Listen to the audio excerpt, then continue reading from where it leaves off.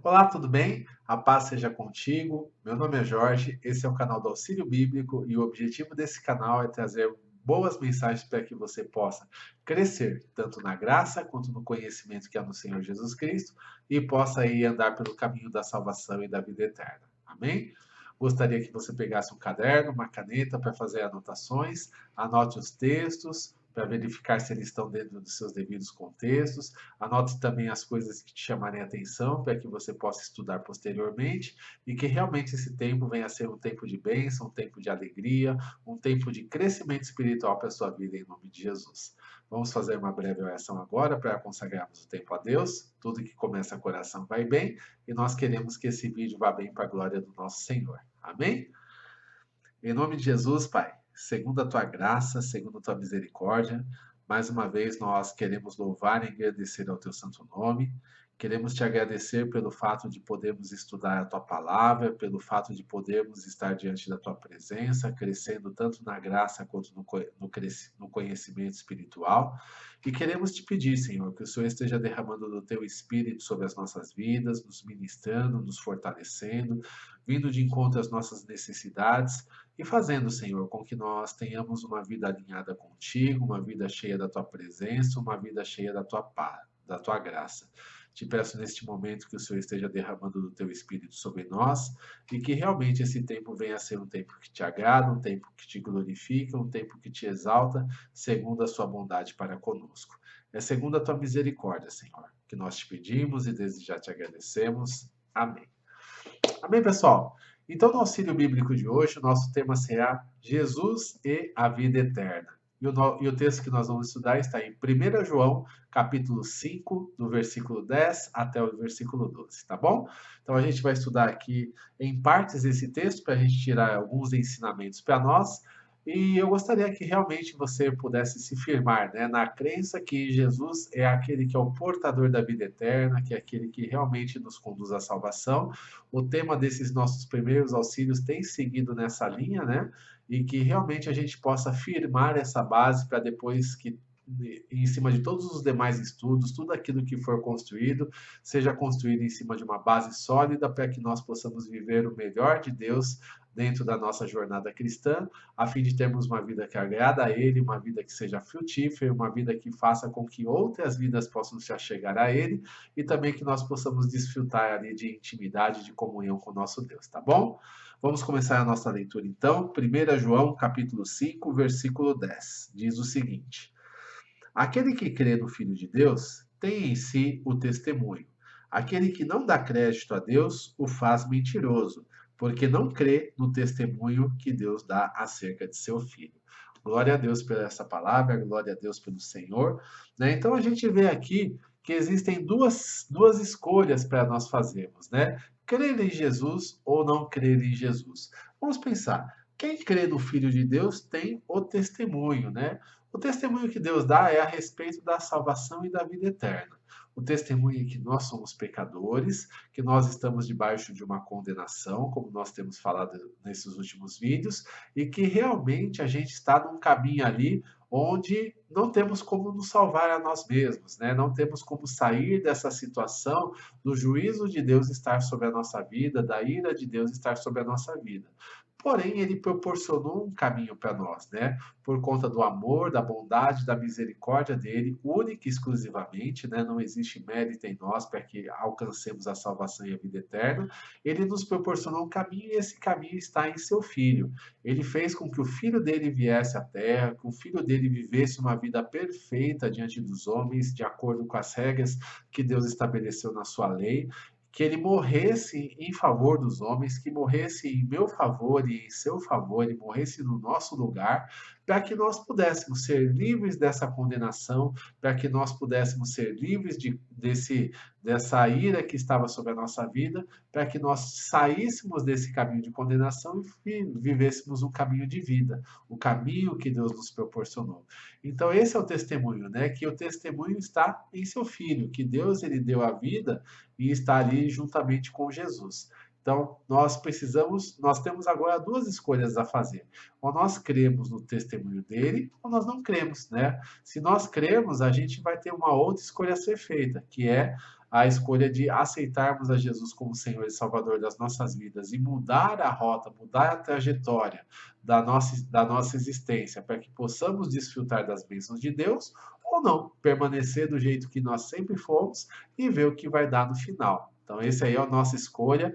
São duas escolhas que vão dar caminhos bem diferentes ali para nós.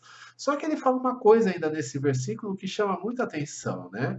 Aquele que não crê, né, no testemunho de Deus, faz Deus mentiroso.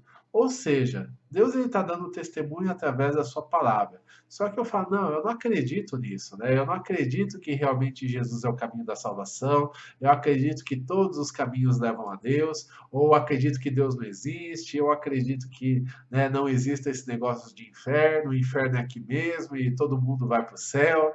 Então existem diversas situações que as pessoas podem acreditar, mas a grande questão é que quando nós não acreditamos no testemunho que Deus dá através da sua palavra, ouvindo ele corretamente, né, as pessoas falando dele corretamente, a gente está fazendo um Deus mentiroso. Então é uma situação que a gente deve pensar que é uma situação bastante séria e bastante grave.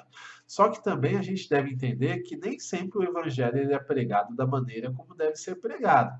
Talvez a pessoa ela tenha ouvido uma situação diferente. Às vezes as pessoas falam, ouvir de Jesus é o suficiente. Não, ouvir o evangelho que a palavra nos fala é que é o suficiente. Esse evangelho ele vai revelar a Jesus da maneira como ele é, na sua grandiosidade, na sua misericórdia, na sua graça, na sua bondade para com as nossas vidas. Mas é através do evangelho da salvação, do evangelho que é descrito na palavra de Deus, é que realmente Jesus vai ser revelado.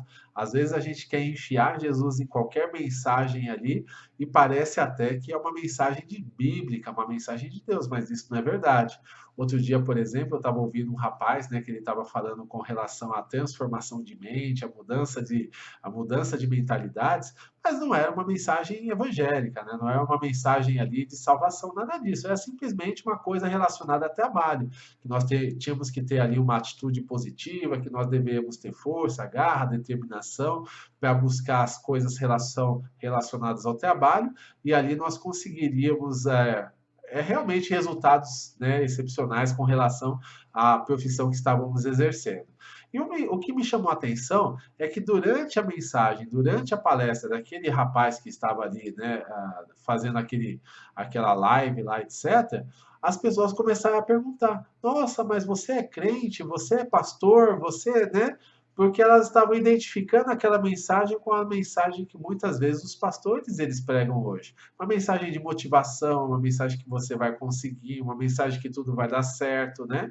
Só que a diferença da mensagem dele para a mensagem de um pastor é que eles enfiavam Jesus no meio, né? Os pastores, às vezes, que pregam esse tipo de mensagem, eles vão lá e enfiam a Jesus no meio. Então, quer dizer, Jesus sendo usado de uma maneira que a Bíblia não nos ensina dessa forma, né? Jesus, ele sim, ele pode trazer muitas coisas, ele pode abrir muitas portas, pode nos abençoar dentro da nossa carreira, da nossa profissão, mas esse não é o foco principal, ou sequer não é nem sequer o foco do Evangelho, né? O foco do Evangelho é que nós possamos nos reconhecer como pecadores e creiamos que o único caminho para a salvação é Jesus Cristo. Isso é Evangelho, né? Quem crê e for batizado será salvo, e quem não crer será condenado. É isso que nós devemos acreditar, aceitar a Jesus e firmar uma aliança com ele. E mesmo tendo uma aliança com ele, ainda assim, Jesus ele não vem para satisfazer os nossos desejos, nossos sonhos, nossos planos. Mas sim, Jesus ele veio para conduzir a nossa vida de forma que nós tenhamos uma vida que agrada a Deus, uma vida satisfatória na presença do Senhor, uma vida que realmente glorifique e exalta Ele em todas as circunstâncias, em todas as áreas da nossa vida, para que depois, ao final da nossa jornada, nós possamos encontrar a salvação e a vida eterna. Então, esse é o foco do Evangelho, a salvação.